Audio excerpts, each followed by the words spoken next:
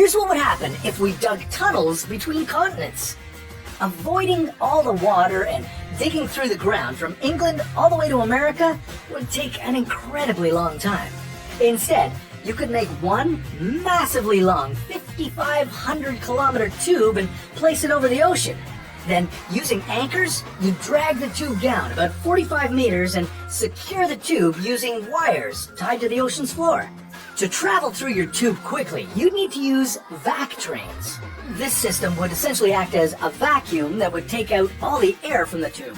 This will allow a train to travel at incredibly high speeds due to there being little to no air resistance. Not only that, but our train would also be levitating using high-powered magnets. You'd be going about 2,000 kilometers an hour, which is almost double the speed of sound. So, here's what would happen if a gamma ray burst hit a black hole. Black holes and gamma rays already interact pretty often.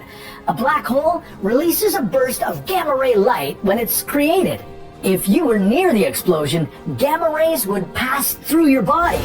They'd deliver an extremely high dosage of radiation. You'd suffer radiation sickness, you'd become nauseous, lose your hair, and even bleed. This collision would result in a beautiful explosion 1 billion trillion times brighter than the sun. Sadly, you won't be able to see it. Some light photons have the right amount of frequency to be visible to your eyes, but the frequency of gamma rays is way too high. Your eyes aren't advanced enough to see their beautiful bursts. So, until our sun collapses into a black hole and sends a burst of gamma rays in your direction, you don't have to worry, but here's what would happen if a marshmallow hit the Earth at the speed of light. First, the marshmallow would begin to slam into atmospheric particles as it entered the atmosphere. At the ridiculous speed it would need to travel to Earth, these particles would actually punch into the marshmallow and stay there, so the marshmallow would gain weight as it hurtled toward Earth.